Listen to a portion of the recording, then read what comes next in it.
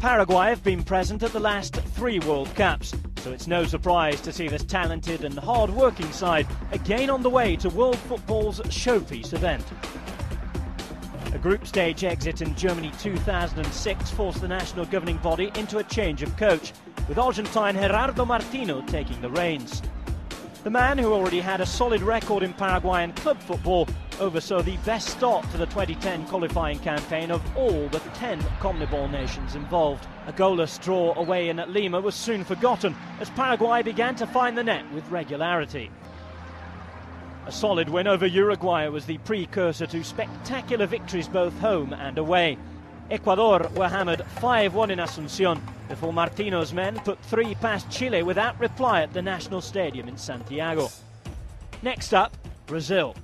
The 5-time world champions were brought down to earth in this match, a famous 2-0 victory. In the last match before the 2008 summer break, a 4-2 loss in Bolivia failed to knock Paraguay off their perch. Gerardo Martino's side were top of the group. The hiccup in La Paz would prove tough to bounce back from straight away, with a trip to Argentina the next challenge. However, Alfio Basile's side were feeling the pressure after an indifferent start to the campaign, and a Gabriel Heinze own goal meant that Paraguay led at half-time. Sergio Agüero's equaliser on the half-hour, though, meant that the points would be shared.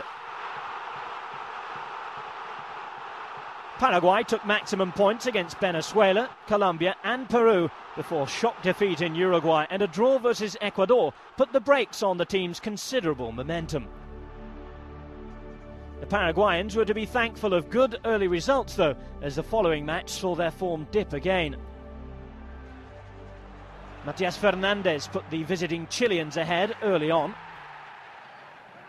It became a match to forget for the home fans when Humberto Suazo scored in the second half for Chile. One more defeat to Brazil followed, before finally 3 precious points from a 1-0 win at home to Bolivia ensured that Paraguay would have the chance to secure qualification in their following fixture. In order to do that, though, they had to beat Argentina. They were simply better than Diego Maradona's Argentine side, and Nelson Valdés scored the only goal of the game on 27 minutes. And they were on their way to a 4th successive World Cup. The win and loss that followed were of no importance, as Paraguay finished 3rd, just a single point behind eventual group winners Brazil. It represented a very impressive return from a long and difficult qualifying campaign. The task now for Gerardo Martino and his team will be to translate their qualification form onto the pitches of South Africa 2010.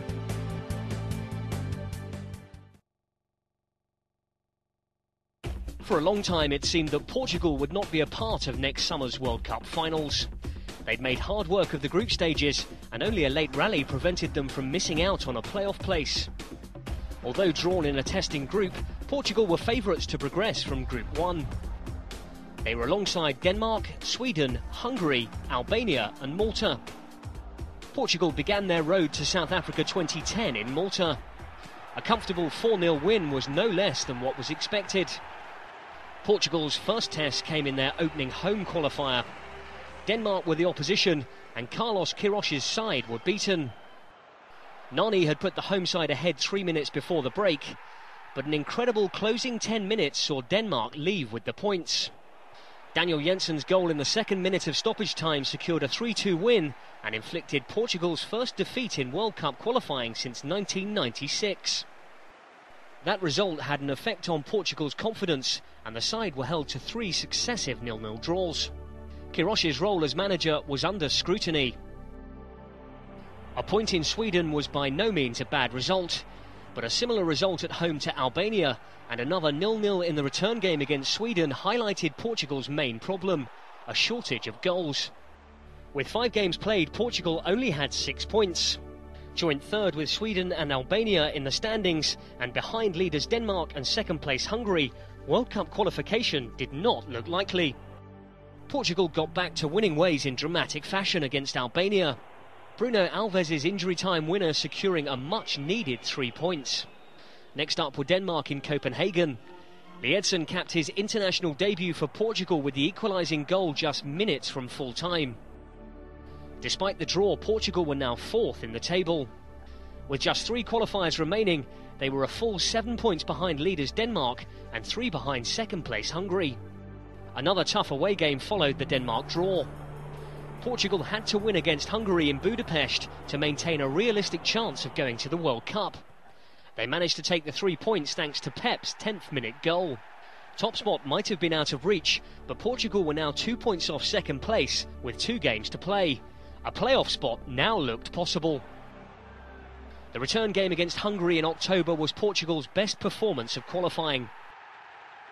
Despite losing Ronaldo to injury just 18 minutes in, Portugal won 3-0, with 2 goals coming from Shimao Sabrosa.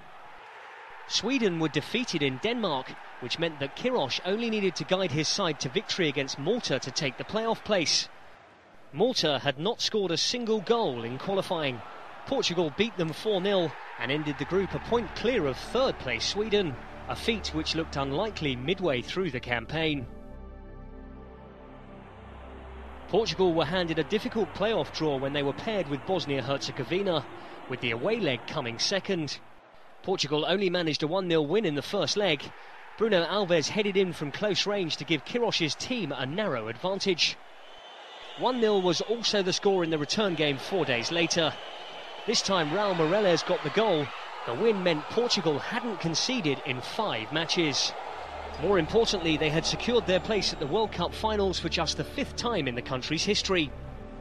Ronaldo and company may have earned their place in South Africa the hard way, but after finishing 4th in the 2006 tournament, they will again be expected to be there or thereabouts next summer.